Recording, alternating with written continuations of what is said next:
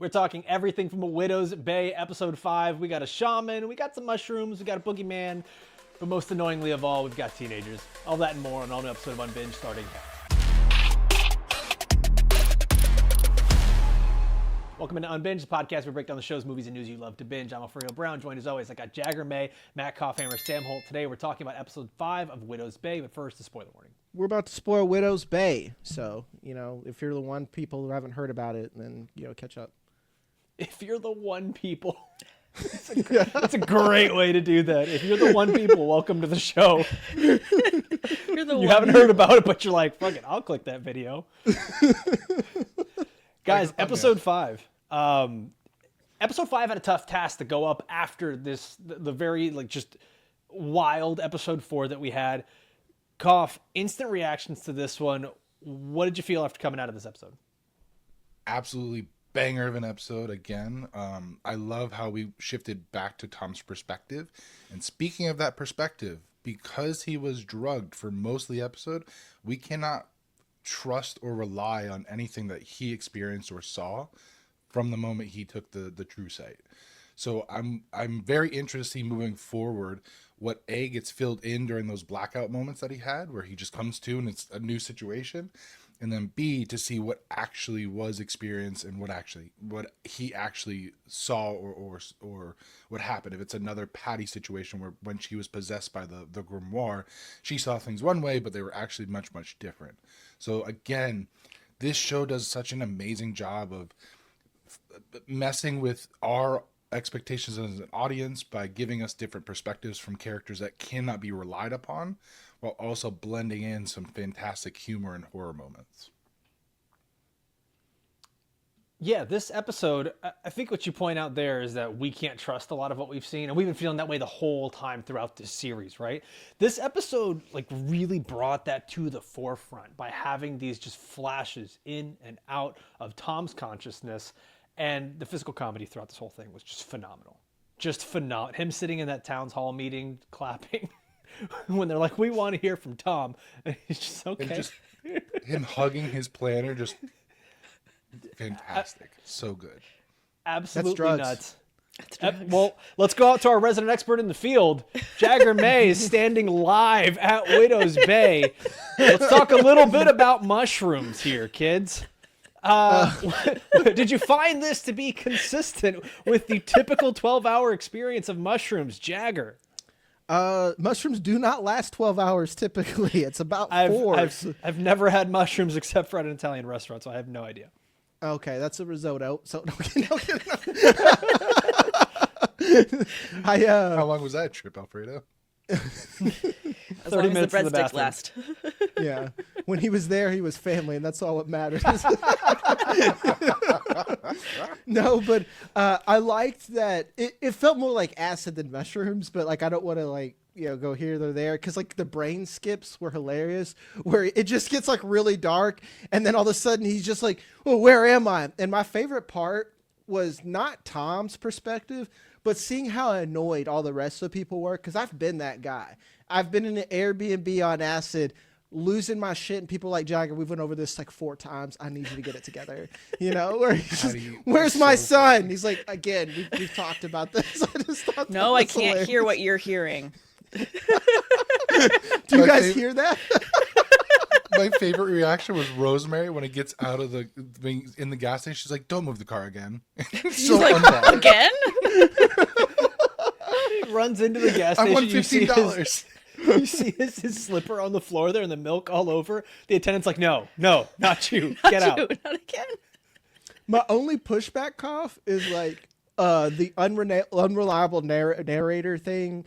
I think you're probably right. The only thing that would give it any modicum of benefit of the doubt is what if our perspective is not actually live from his perspective, but here's him after he's sober trying to recollect what actually fucking happened. Yeah, because that's why it reminded me of acid sometimes, because I've done it to where during the time everything is terrifying, but the next day between alcohol and acid, the acid would randomly make me wake up in terror, and then like that's what my memory was. Just like it's like, oh man, I was in rain in people's selling gardens, it. and yeah.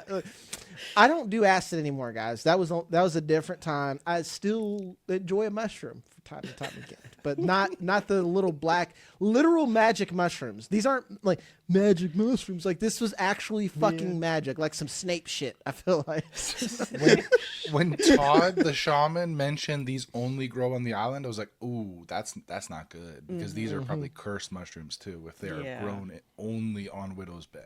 And that's the thing too, is like the way they give us sort of that intro scene of the winter, where it's presumably the founder of the island, who's eventually played by Hamish Linklater, taking all those mushrooms all at once, just downing them all. I wonder if there is, especially since the island's cursed, like I wonder if there is some sort of ethereal connection now that Tom could have to him because of this. Also, shaman?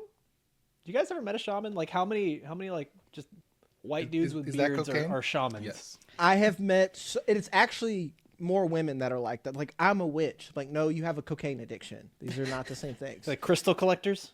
Yes, like that's Colorado, man. Fort Collins, Colorado. Like there's so many people. It's like I believe in like natural medicinal stuff. I'm like you smoke weed and do cocaine on weekends, and then like blast fucking Florence and the Machine. You're not a witch.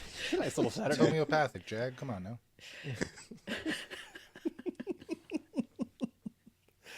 now.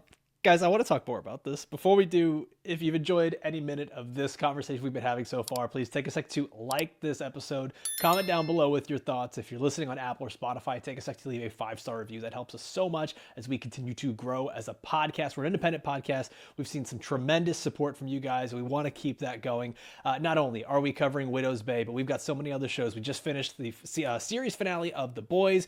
We covered a spoiler-free review of Obsession, the horror movie that everyone is loving right now. We got Widow's Bay, Your Friends and Neighbors. For our premium subscribers, we've got Euphoria, and then coming up soon, we've got Cape Fear, House of the Dragon, Silo. We've got so much great content for you guys. But with Widow's Bay, we have had some new subscribers leaving some really great comments. And I want to take a second to shout these out, guys. From the last episode, Shinny X leaves a comment that says, time seems to move differently on the island, which, Jag, I think this kind of lends to a little bit to what you were saying about what perspective we're actually seeing with Tom and the mushrooms. A couple things that we've noticed so far. Shep's age was shown to be 37, and maybe that's not just a throwaway joke in the hospital. When Patricia's talking to him, she said her biological age was 27. A lot of these seem to be passing jokes, but it does get to be a little suspicious. Also, the cannibals that were in the church started to eat people on day 4. And in the inn, when they told the innkeeper to go inside the room for 30 seconds, he asked for food. Again, time is weird. So the theory is that people leave the island and die because their real age catches up to them in the real world. Also, this all seemed to just take place over one night. So maybe we didn't actually have a real 12-hour experience with Tom. It could have just been like 2 hours. Well, maybe, but it seemed to he seemed to take the mushrooms in the morning because he got to the Was it office the around morning? 9, and then Presumably, because he gets to the office around 9, and then You're they right. call You're the right. dude. Sorry. He's like, yeah. So it seems like he probably took the mushrooms at latest at like noon. So then his final experiences are happening maybe at midnight at the latest. I need a 24 clock ticker. Just a Jack Bauer clock at the bottom. Bleep, bleep. Yeah, exactly. What would be Just cool so though I is can to see it just see what- jump around, right? Like see the time jump around, and if you can catch it. Feels very Severance-y, the way we're all just like looking at clocks on the walls, you know? But that's such a good point, though, because in order to try and figure out where we are in time, like if on the 4th day, and on the 4th day, the cannibals ate people in the church. On the 4th Amen. day, that happens, or something extra has happened. How many days have actually passed through these episodes that we watched? Because we've had some flashbacks or recaps, essentially, bouncing back and forth between different moments. So I feel like we're on maybe day 3 in terms of like timing where we're at. Plus, with what you said earlier, Kopf, in terms of, this is all from Tom's perspective, and we've had several perspective shifts already. If the next episode is from Wick's perspective, for example, and we go back again, we're not actually progressing in time. We're continuing to like live in the same time loop that everyone else is. We do know that this episode happens immediately after, the day after episode 4 ends, because the excuse me, the sheriff comes in and gets asked Patty to come to the station and says the line, "People woke up in the ocean last night or in the sea and are very upset." So at least we know from this episode where we're at in the timeline for now. That's why I think we're on day 3, because you have the intro day where you have the journalist come, and then they're talking about, and tomorrow we have, is it tomorrow or tonight we have the drinks at sunset cocktail hour? Because that's like, we have like specific events that are marking events in the town. So, and then the next night you have the fireworks for 4th of July. So I think we were either in day 2 or day 3 of where we're currently sitting. See, I read it as the first episode, the writer comes, he releases the article, and then now we skip ahead a couple of weeks or a month, and then the tourists start coming. But maybe not. But how much? Who knows? And that like bubble this of time. commenter said, yeah, like this commenter said, time's fucking weird on Widow's Bay. So you may be right. We may I also all be wrong. wonder if the island decides when and where time starts to take place. If it's only within certain places, right? Is it within the church? Is it within the hospital? Is it within the hotel? Like, is it on some of these cursed grounds where maybe we've seen that there are things like we saw, like that the electric chair that's underground, or in the boogeyman's house, or like these different where he's supposedly sealed in concrete because they couldn't kill him. That's fucking wild. Because everything on the outside, like on the normal parts of the island, do seem to be regular. And as I'm saying that, I am remembering though, Patricia sitting at the bench, hours reading the book. Mm-hmm. It's super interesting the way time is working through here and like the rules of it all. Mm-hmm. Yeah. Guys, we got some other great comments here, and I want to read this one. No Syrup Left says, I've been looking for a good in-depth discussion on this show since I binged the first 4 episodes. Very curious what happened with the Reverend. As we saw, he found that list of things he was supposed to do if the bell rang, and what we saw in his little side quest caused him to, quote, self-delete. Unless something else, another entity may have gotten him. So Jagger really liked self-delete. The implications of that of another entity getting him is horrifying. And what the hell was that electric chair in the doorway we saw buried so deep under the island? Love the show and glad to see more discussion videos slowly popping up. So I think that's a great point to talk about here is the Reverend. Obviously, we didn't quite get everything that we needed from that story, but it has set our characters off into a new direction. Any theories here on what might have been happening there? Well, they talk about how his third eye is opened looking into, like, after taking the mushrooms. So, yeah. And the thing that the shaman said was, he probably had questions. Well, he did hang himself. So, to use Koff's proper term, he did hang himself. Hanged himself. He hanged himself. Well, what does that mean? He probably didn't like the answers that he found. So depending on, if we get another perspective shift in terms of seeing what Tom's experiencing from any of the other characters, Patricia or Wick, I feel like they're going to be the characters that are now walking away with the answers, because the Reverend experienced the entire thing on his own. And the shaman said, someone needs to guide him. If he didn't have a guide on his trip, then that's probably one of the problems that happened in terms of getting lost. Is there a better guide than Patricia with a leash on Tom? Oh, the retractable leash about that. sent me. I was watching this at the gym. I fucking nearly fell off the treadmill. But when he yanks her off her feet. I have a theory about that, by the way. So the whole episode, I kept feeling, it was like, there's got to be a connection between Tom, his wife, and then after they find this page that seems to be a diary from Sarah Westcott Warren, who married Richard Warren, the founder of the town. There feels like there's a more than just an ethereal connection with Tom and this founder. I wonder if there may be some sort of possession connection. And if they do end up uncovering this cursed cylinder, whatever this item is, if we get a Chamber of Secrets style possession where this item has a piece of the founder's spirit because maybe he was messing with forces that he shouldn't have, and that possesses Tom, and that could be visually represented by this joke of the dog leash where he is literally tied to the founder, because the way it was framed, when that scene happened is when they're discovering that connection with Sarah and Richard. So I wonder if this is the showrunner being very, very clever with how they introduce these jokes, and they're not just throwaway. Just like the time thing, they seem like throwaway jokes at first, but maybe there's a deeper meaning. And because this is not a Sam Levinson show, I think there is a deeper meaning, and it's not just throwaway shit. It's not just a throwaway metaphor, is what you're saying. I like that you're Guys, bringing exactly. Horcruxes to the table, Kopf. Yes. I'm sorry, Kopf, did you... Jag, you're muted. Kopf, did you just kind of throw out here... Maybe it was a detail that I missed. It sounded like you were pretty well versed in understanding this. Tom's wife was related to the founder's wife? What was the... No. Can you repeat that? I'm saying there may be a connection just because of how Tom's wife died, and maybe she has a spiritual connection to the wife of Richard Warren, potentially. Again, it's very ambiguous. I'm not sure exactly how it all fits together, but I have a feeling that there's some connection coming, and I think it was visually represented and foreshadowed with this dog leash joke scene. I'm sorry, I can't. I'm fucking dying here. Jag is managing a new puppy on his side of the world, and it's absolutely hysterical watching adorable. you fumble around with the dog, man. Is everything okay? No?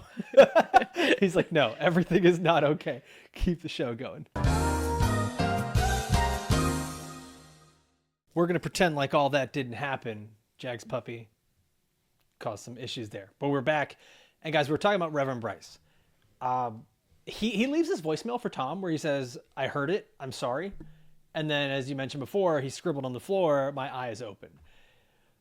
Coffee, when I said that to you, you were like, yeah, he heard it. What is exactly do you feel like? Bell.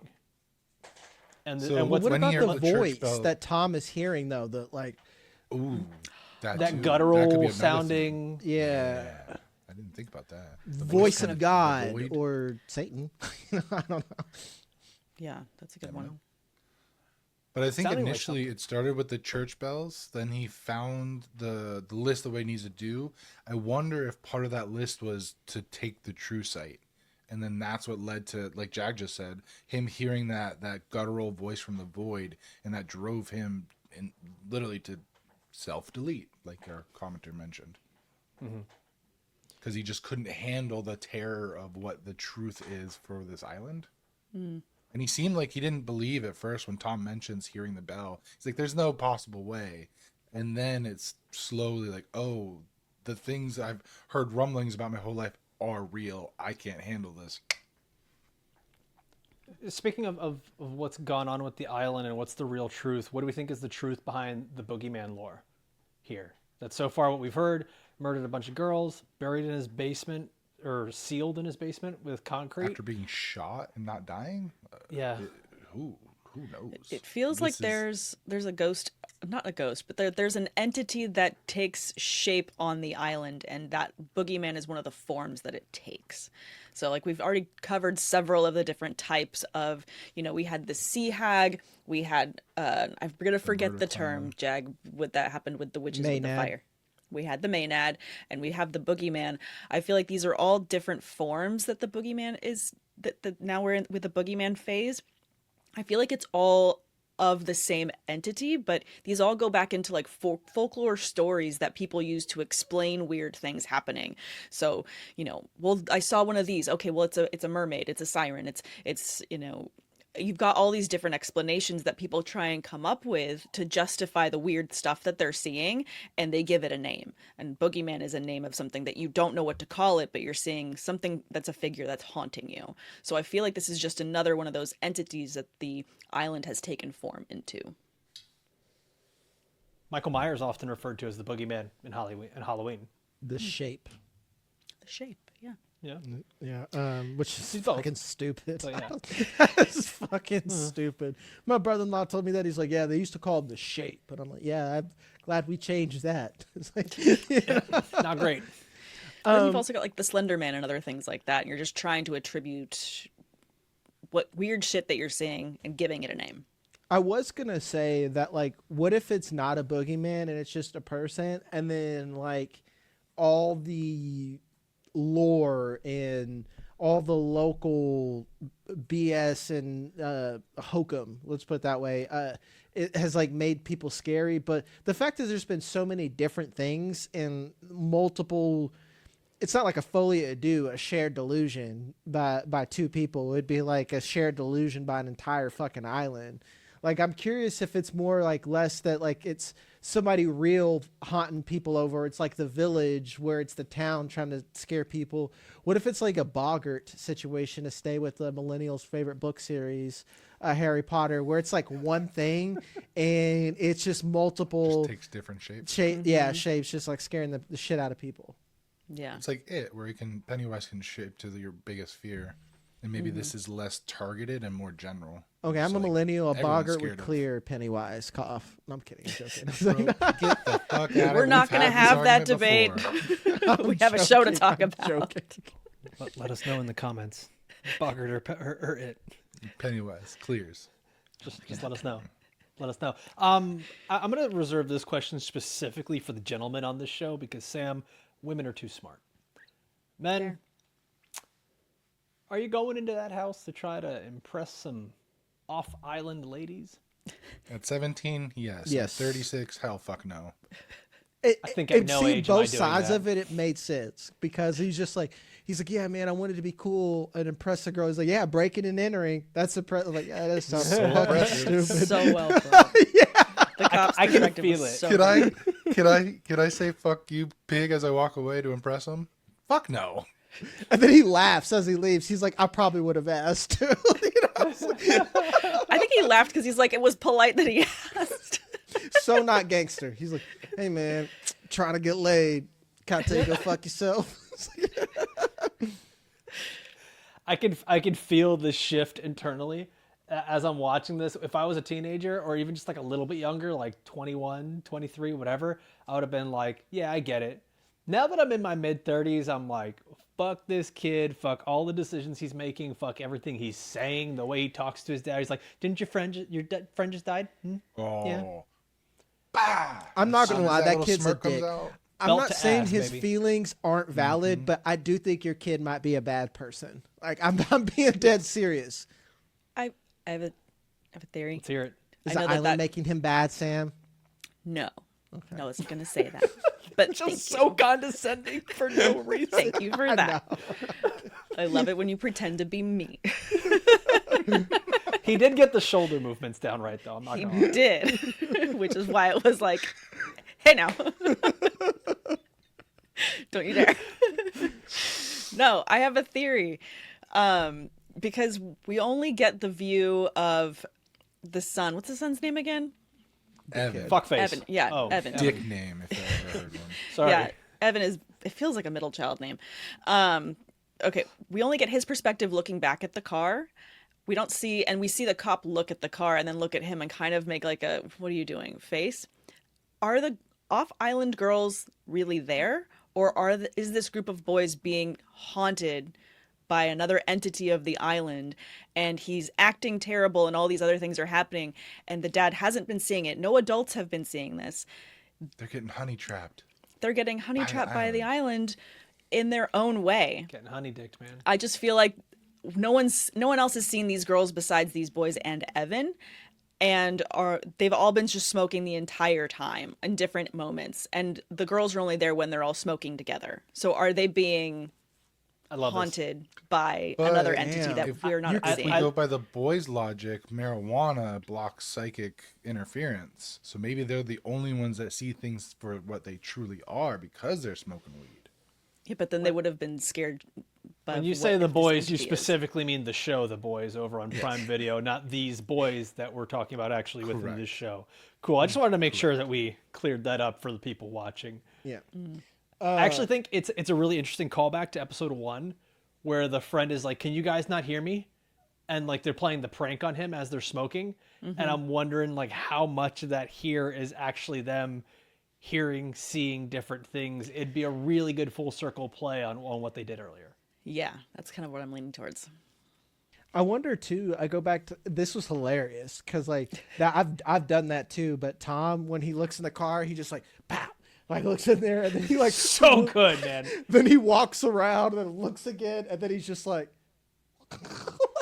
like what if he like did not see other people in there and he legitimately had to go around and it's just because it was like Evan and two girls back there, right? Yes. Yeah. Yeah.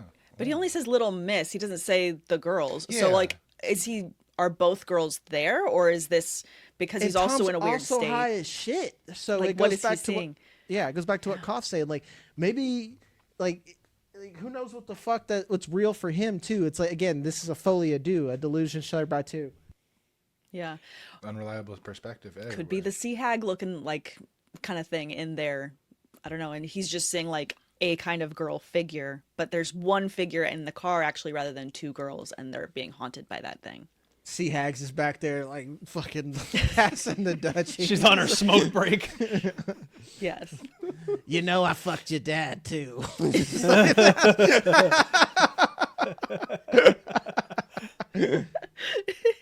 Ew. Oh, guys, Wick and Jerry have a moment in this episode where they're looking at a note that is presumably from the wife of the founder, right? It references the plague of 1702, and her words in here, "My husband's heart beats in the cylinder he wears around his neck." My first initial thought is, what if he's the boogeyman? What if it's something that the island has had control of him, and it's not even really him anymore? It's just sort of his lifeless vessel, and that's what's been sort of plaguing this island the whole time. I'm not sure if I want that. Like, I kind of want that for Hamish Linklater because he's such a good actor, but at the same time, like, I don't know that I necessarily want a big bad of the island. I kind of like this whole thing where the island is just ethereal and there's so much more to it. Yeah, very ambiguous. I also prefer Because then it the can fit ambiguity.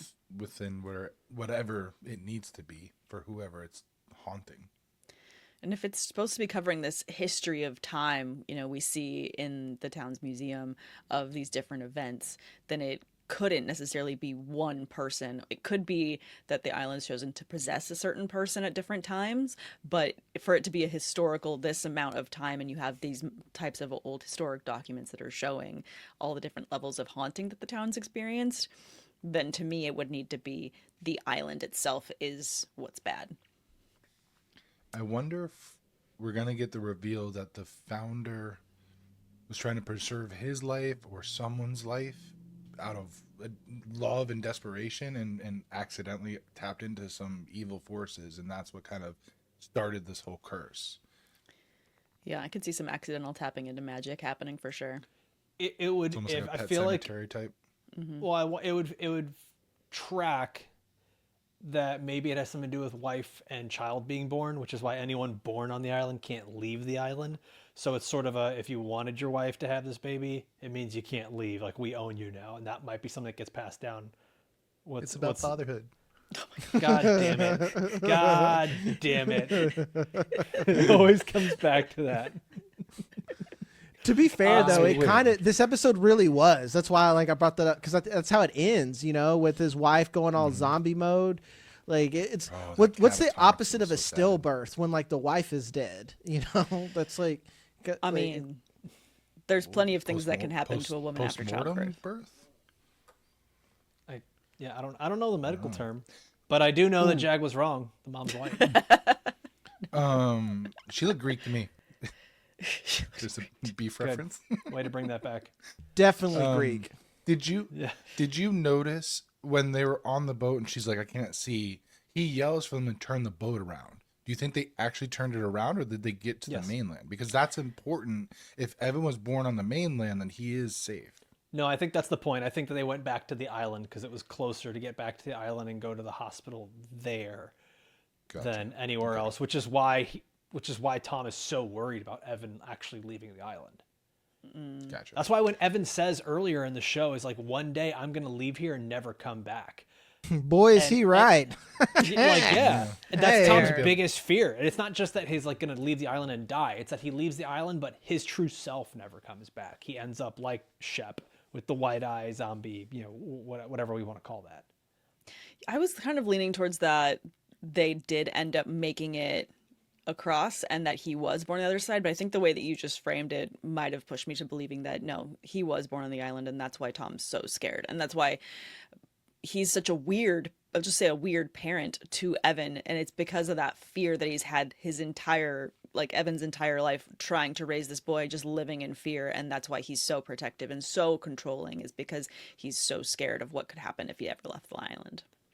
That's a fun thing He's to like hold a on hell- to the end of this series or the end of this season, is whether or not he was born on the island or off. It's going to be kind of that thing we won't know until it happens. And Or maybe we will never know, and it'll stay a mystery at the end. I kind of want this, when this season ends, I want to be left with a bunch of questions so that I have to rewatch it and see if there's like puzzle pieces that I missed.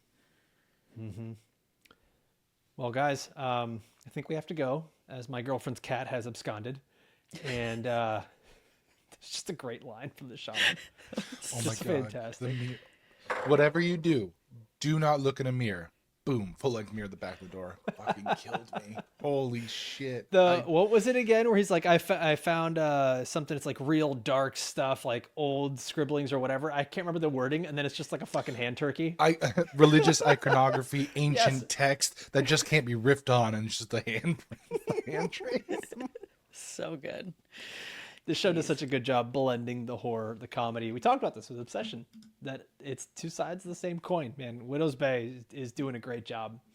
Guys, it's going to be a wrap for us. We'll be back again next week covering episode 6. We actually have to double check because I had read somewhere we might have episode 6 and 7 dropping together. So if that is the case, we'll cover them both together. If not, we're back here next week for episode 6. And with the boys being moved, or the boys being done, we will have this back on Wednesday. Okay, so we will see you guys next week for the next episode. As always, I want to thank everybody for watching or listening all the way through. For myself, for Jag, for Kopf, for Sam. We'll see you next time. Adios. I've learned I don't do well with spontaneity. Like, You like structure. yes. Yeah, you like structure. I like structure. That makes Yes. a lot of sense. We all know Yes. that. Yeah, I like Yes. structure. Yes. So much yes. I'm sorry. In the short amount of time I've known you, yes. Make the boxes, put the things in the boxes. Yeah. Alfredo's laugh. Hey guys, can we reschedule for like in an hour? What the fuck do you mean reschedule for in an hour?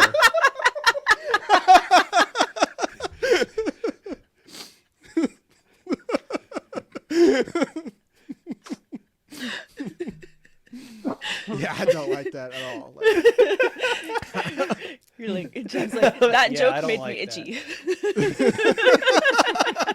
But I get it. I do get it. Yeah. Oh man. Remember, only child. I've had my way my whole life. Yeah.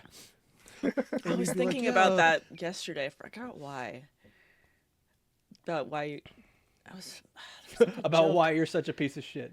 No, I was thinking about a joke about you yesterday about your only childness, and I forgot it already. I was like, oh, I'm going to lock that away for later. And then, no. Great joke. Yeah, it's a She got that cough timing. Yeah. 100%. I'm just going to interrupt you Rubbing off later on and say it. everybody. No, that's right when he's mid flow state in the beginning. You're like, welcome to it, bitch. Oh, I got it.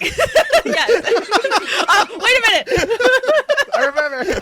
Kopf did that. I don't know if you saw the episode yesterday. Kopf did that yesterday. Jag's like, this is spoiler warning for the boys. It's the end of the series. And I'm like, well, guys, and Kopf's like, actually, Jag, it might not be the end because there's more shows. And then I was just like, fuck. All right. Podcast. Yeah, Yeah, I dude. did. And like, In I'm my not gonna defense, lie, I it was on all 3 hours of episode where sleep. like Kopf just couldn't get I forgot what movie it's from when that dude can't get right. Like that was you the whole time, dude. You just couldn't get right. Kopf was just buffering the whole episode. I was And it was sleep actually deprived, so funny. It was just funny. It like wasn't. For people that saw us for the first time, they're like, I think there's something wrong with the one with the glasses. He's not right. how true, how right they are. Oh my God. That's like Cough legitimately I died when I was just like, here's these name ideas. And then I was just like, when you first gave them, I was like, noted. Like I took it seriously. Then he's like, here's why I think these things. And I'm like, this is fucking dumb. It's like,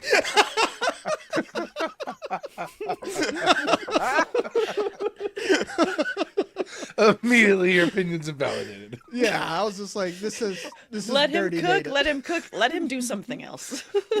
Cough, I will say, kitchen. Cough, one of your best redeemable qualities is your ability to laugh at yourself. Yeah. Oh, God, yeah. I'm a fool. Are You do a kidding? great job. You go full range of spectrum from scorched earth to I'm just a silly guy, just one of the Just group. being cute and silly. Cough is Cough is whimsical, the- unless yes. it comes to capitalism. Oh, fuck capitalism. Now it's serious. Cough is the meme of what's that little character that pulls out the switchblade and then puts it away. Oh, It's just yeah. adorable. The little fucking unicorn or whatever. Yeah. Someone added a third step to it. It's takes out the switchblade, puts it away, pulls out a gun. I've been dying every time I see it. Cough is Call walking, an I don't know ambulance, what's going to but not happen. for me.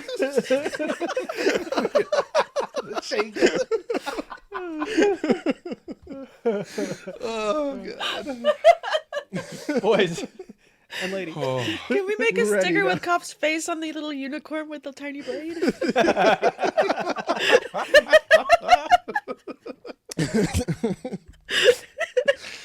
Oh, God. That's the post-credit scene right there. All of it. You mentioned capitalism, and I fucking awaken like a sleeper agent, just like, what? That's where the whimsy starts. It's like he goes Manchurian candidate if you bring up. Yeah, 100%. Oh God. Someone's exploiting the laborers. Now we got the giggles. My face hurts.